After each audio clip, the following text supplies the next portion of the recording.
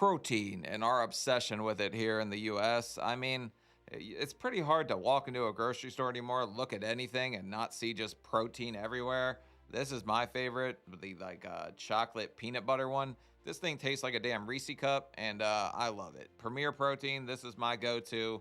I order it because they never have it in store where I can find it in like a case. But this is The Obsession is Out of Control by Josh Brett, which I'm very interested in seeing how this kind of spiraled to this point.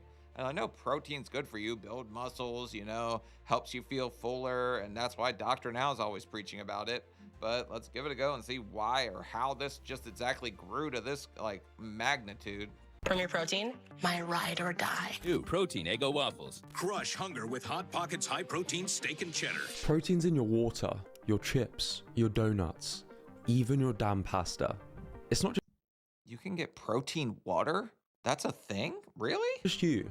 Protein is suddenly everywhere. Every year, its search popularity has been increasing, while the number of new products marketing their protein content has almost doubled in the last 2 years. Some companies have even tried selling protein vapes, because 71% Shut the hell up. You're not puffing protein. Who's doing that? Ew, puffing protein. That sounds kind of dirty, doesn't it? of people aim to eat more protein in 2024, up from 59% in 2022. I can't hit my protein. 20. Oh, baby bounce. Not going. It's protein time. But if you thought influencers were unhinged with this protein craze, just wait until you see the companies cashing in. From shady marketing to ridiculous new products, they've managed to rebrand everyday foods to charge a premium. But take a look closer and you'll see this protein boom isn't nearly as innocent as it looks. Cheerios under fire tonight. The new lawsuit claiming a new version of the classic with more protein has a lot more of something else as well. So why They're putting crank in the Cheerios now? Oh my God, we've lost all control, people. They're putting a little bit of extra sugar in there, and I don't think you want that kind of sugar. Exactly. Damn, that's crazy. is this protein gold rush happening now? How are companies getting away marketing regular products as protein snacks? And most importantly, what do you actually need to know before getting tricked by the label? You guys talk about protein? I love protein. I love protein too. Protein rocks. Yeah, those guys also love a hell of a lot of gear. There's a little more than crank in their Cheerios, and they're pinning it. And never mind. Maybe they're not. Maybe they're all natural. Sean knows nothing. He was just a 600-pound man. He don't know when everybody's on gear. Protein's first true disciples were bodybuilders. By the 1970s, early sports science and gym culture had made it clear protein was essential for muscle repair and growth. But the first few supplements were awful. Protein of the sea was gritty, fishy, and borderline inedible. But as the fitness industry exploded, so did the demand for something better. By the Protein of the sea, I think you can get in the bedroom. I don't think you need any salty, anything seawater involved in that if you're really trying to get your protein in that bad. 1980s, dairy-based protein, which was smoother and better tasting, became the gold standard. What girl's gonna go for me with a body like this? Hey, if the sight of yourself at 18 doesn't convince you, Tom, listen to your senior year girlfriend. Hi, Tom. I'm waiting. Milk. It does a body good. Outside of the gym, Great. Play on the little boys wanting to have a woman when they're older. So every little kid just ran to their mom and started screaming, I need more milk now, Mom. Where's the milk? Just freaking out. though, nutrition trends were dominated by one thing: low fat. A handful of observational studies in the 50s and 60s, followed by official dietary guidelines in the 70s and 80s, blamed saturated fats for heart disease. Food companies saw low fat as a marketing goldmine, even if it meant replacing fat with sugar. Dannon low-fat yogurt. A good thing going for you every day. By the late 90s, the cracks were obvious. Obesity rates kept climbing.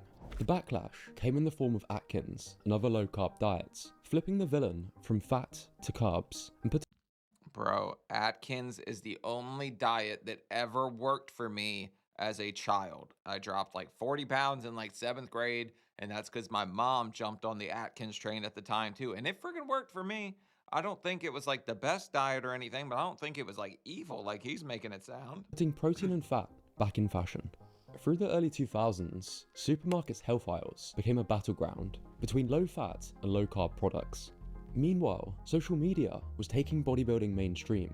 Whey protein had become cheaper, tastier, and heavily promoted by influencers. Suddenly, high-protein everyday foods like Fage Greek yogurt and Quest bars were trending well beyond the gym. Brands began to notice something. Carbs had been demonized, fat had been demonized, but protein was untouchable. By the 2020s, longevity-focused experts like Dr. Peter Attia were praising protein not just for bulking, but for preserving muscle with age, supporting immunity, and keeping you full. Protein now had a health halo.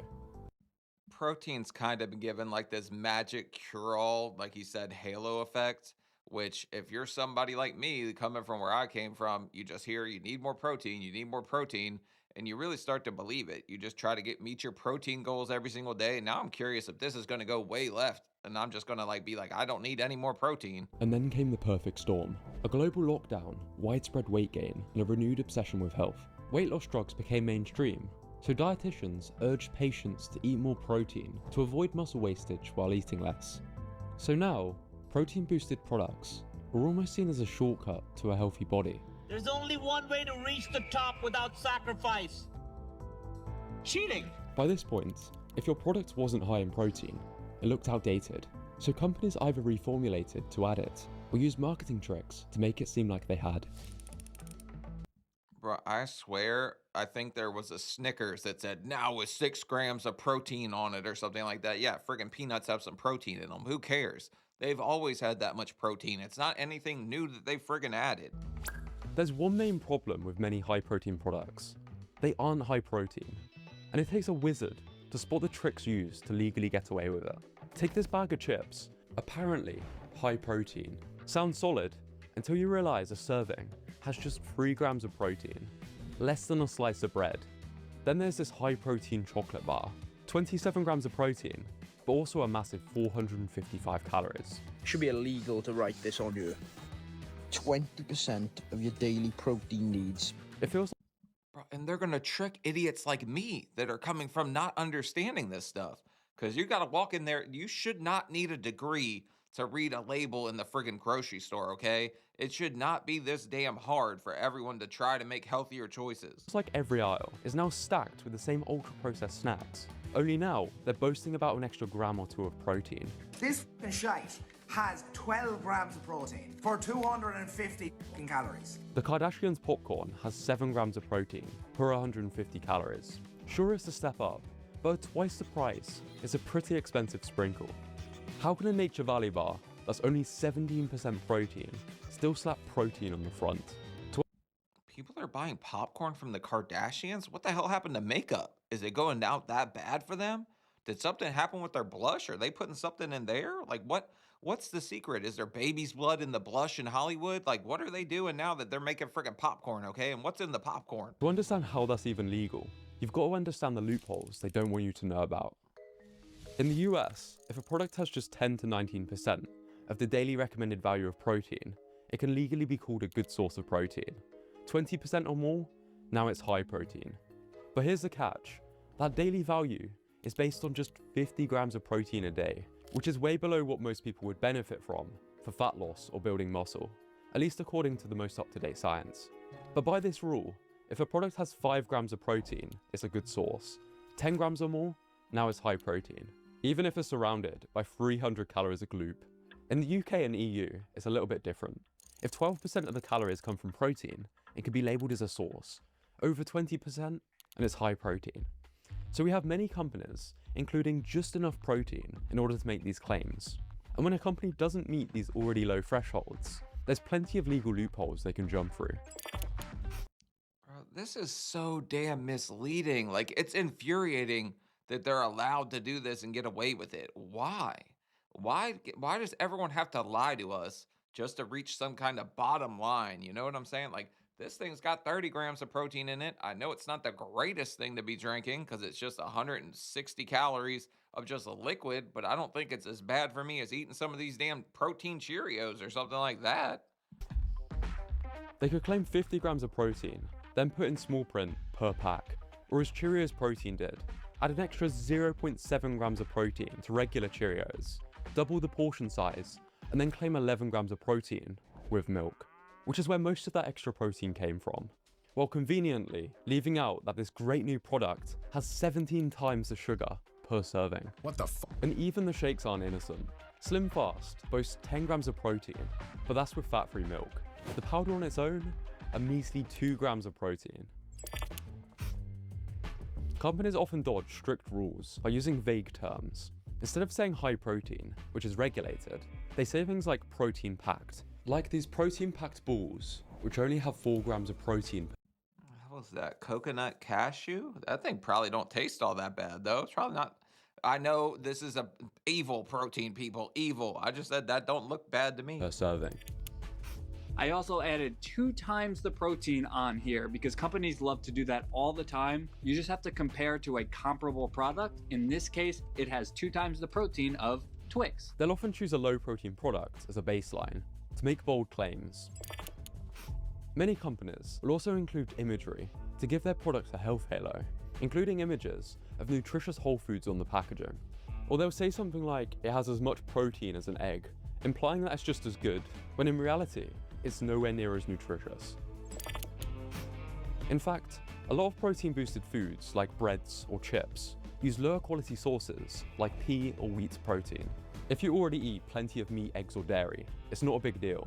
But if most of your protein comes from these ultra-processed foods, you might be hitting your numbers without properly fueling for muscle repair or growth. Protein quality matters, not just the total. But even when Bro, everything is so misleading. This is like making my friggin' head spin at the fact like I knew all the like processed stuff. I knew all that's junk, okay? I knew that in the long run, that's not where to get most of your health goals met or health nutrition needs met, I mean. But like knowing that it's just this misleading is actually friggin' infuriating. When a product adds a meaningful amount of protein, it often comes with a trade-off. To mask the chalky taste or rubbery texture, companies add extra fats, sweeteners, sodium, or other additives. It might taste better, but it can also mean more calories and ingredients which don't necessarily benefit you. Companies will often take a high sugar, high fat bar, slap 10 to 20 grams of protein in it, and suddenly it's a performance snack. This is Snickers Pro Plus, not protein, just pro to imply protein. If we use a king-size Snickers bar, it has 8 grams of protein, so we can highlight that. And the plus can simply mean plus energy from peanuts. This trickery is exactly why I recommend most people to track calories for a couple of months. It helps you spot the bullshit so you can actually make progress. I noticed many of these protein posers while tracking my macros with MacroFactor, who's kindly sponsoring this video. Let's Or just friggin' you have to go to college and get a degree in nutrition so you can figure out all these damn labels. But yeah, I bet tracking that kind of stuff. I count calories all friggin' day. I've never really figured out this whole macro thing, so I might have to check out this sponsorship here he's about to do. I'm in a fat loss phase with a 2,000 calorie target. If I filled that with high protein Nature Valley bars, I'd only get 100 grams of protein. Protein matters. It's essential for maintaining muscle while dieting, and it's the most filling macronutrient, which helps you stay on track.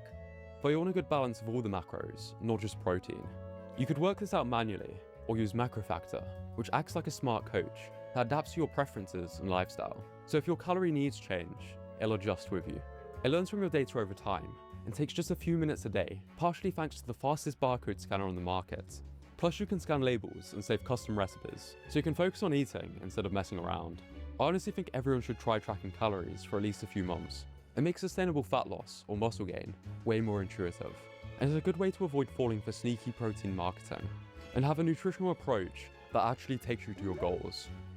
MacroFactor is cheaper than MyFitnessPal's premium version, with no ads or upsells. It's also ran by some of the smartest fitness professionals in the industry, and you can try it for free for 14 days using my code JoshBrett with the link in the description.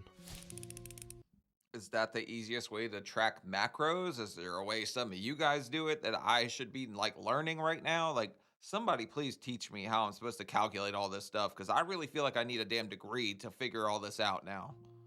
Food companies have figured out a cheat code. Slap the word protein on a product, charge extra, and watch the profits roll in. Protein pasta can be almost twice the price for just an extra 3 grams of protein. It's an easy way to charge more for your cereal. But sometimes, these are just regular products, marketed as high protein. 5.1 grams of protein.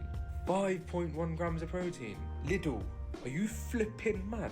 Just about enough to claim a source of protein on the front, but it allows companies to make massive profits. And let's face it, often get away with them tasting horrendous because it's healthy. Hi, quick question.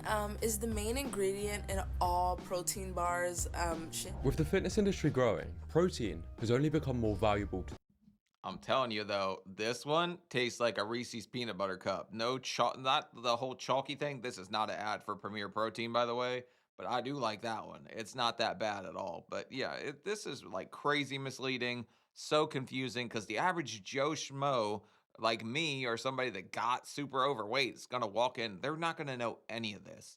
This is all going to be news to us, like all this misleading packaging. We're going to see protein on the front and say, ooh, this is healthy, right? And just buy it up. the public. So when people realize they've been tricked by a protein label on regular food, they get understandably frustrated. This is a protein bar. This is a protein bar. This is a steaming pile of wine. This isn't a small trend, it's a full-blown protein gold rush.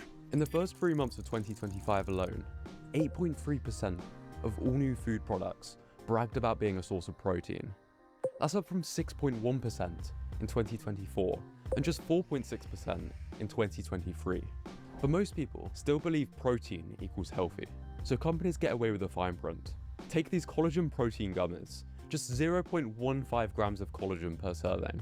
That's less than a third of a Tic Tac. Still, people leave 5-star reviews because Bro, it can say collagen gummy on it and have less collagen than a Tic Tac? What kind of shit is this? they taste good and they seem healthy. More and more, we're just getting catfished by clever marketing. And the worst part, they often jack up the protein while gutting the actual nutrition. Let me show you how dumb it can get. Let's say you're trying to lose weight on 2,000 calories a day with a protein goal of 150 grams. You can achieve this with the following. For breakfast, protein cereal, a protein Pop-Tart, some collagen gummies, and a Hubba Bubba whey shake. For lunch, protein spread in a protein sandwich, some birthday cake peanut butter protein, and protein chips. For dinner, protein pizza with a protein beer to wash it down. Still under your goal? No worries, just vape the rest. Congrats, you hit your macros. Now try not to protein shit yourself, because you've consumed loads of sugar alcohols and additives, not nearly enough fiber, and you'll probably still be hungry, since ultra-processed food just isn't as filling as whole foods. I learned that. All right, I might be an idiot when it comes to nutrition, but I knew that that wasn't the move right there. My breakfast was this morning was 2 eggs, 3 pieces of turkey bacon. This is my lunch, which means that effectively right now, I'm at about 400 calories on the day and it's about 2 o'clock, okay? So I'm just trying to keep all of them calories down. I'll be starving at about 6 o'clock. I'll probably make myself some kind of taco salad or something like that, okay? Not a whole lot of sour cream, maybe a tiny bit on there just for flavor, but that'll be me trying to meet my nutrition goals. If I get extra hungry, I will have another one of these and that'll help me get 60 grams of protein in, but there's probably all kinds of additives in that crap too. The hard way as a teenager. During lockdown, there wasn't much fresh food in my area, and I was convinced COVID meant instant death. So I basically lived on protein products ordered online. Sure, I hit my calories and lost weight, but I also racked up deficiencies, felt bloated, and barely ate any fruit or veg. These products tend to be stripped of the vitamins, minerals, and phytonutrients you'd find in whole foods. And Michael Pollan calls that narrow thinking nutritionism. To make things worse, protein fortified junk often comes with a premium price tag, which is the main issue, especially when you consider that most of these products aren't really high protein. All these products have their place in a balanced diet, but if your diet boils down to chasing protein claims on flashy labels, you've basically become a marketer's dream. Your protein powder. What's the next step? Protein products shouldn't be demonized. They can offer convenience and often taste surprisingly good. If a shake helps you hit your protein goal, brilliant. But many companies are just passing off regular treats as protein products. I'm also friggin' demonizing Cheerios, okay? They put crank in there, doubled the serving size, and then added, what was it, like 0.3 grams of protein or something, and got away with saying high protein source? It's like putting lipstick on a pig. All the while, actual Whole Foods sits sadly in the corner with no marketing team behind them. And here's the punchline. Some of the products marketed as high protein have even less protein than they claim. Take Lenny and Larry's cookies. They proudly claimed 16 grams of protein with over 400 calories, already a bit questionable. But when tested, they were found to have 4 to 9 grams of protein, which is what I love about a piece of chicken and Whole Foods. No bullshit or asterisks involved. So here's a question worth asking. If the protein bars and cookies that you're relying on turned out to not be high in protein, would your diet fall apart? Because if the answer is yes, probably a red flag. One simple test, which helps me choose shakes and bars, is to take the calories, knock off the last 0 and compare. If a product has more grams of protein than this number, it's pretty good. So a bar with 190 calories and 20 grams of protein, decent. But 480 calories. Okay, so this one's not bad because 30 grams of protein and 160 calories, so 16. So I'm almost double. So apparently that's the move right there. And 16 grams of protein is starting to look more like expensive candy with a protein sticker. Protein isn't the problem, the marketing is. And the craze isn't slowing down, but you can before buying into the next shiny label. Bro, this is absolutely ridiculous. Why are they able to lie to us so much? Like, I knew there was all kinds of additives and stuff that isn't healthy. I even knew that over in the UK, a lot of our foods and stuff that has like all these color additives, you guys don't give to your children because basically you don't want them turning nuclear like the US children are apparently at this point. But I don't know, man. This stuff is absolutely infuriating to me. It drives me up a friggin' wall because, like I said, you need a friggin' degree to figure it out. But the protein obsession is out of control, and I'd have to agree with that, like, deduction right there. Everything is friggin' gone way off the like wheels. This is wacky world we're living in, and man, this is just a wild thing to even think about. How little it takes for them to be able to label something, put it in your face, and then some idiot walking in by it. But all right, leave a like, leave a comment. Let me know what you think about being lied to about all this stuff, and I'll see y'all later. Bye.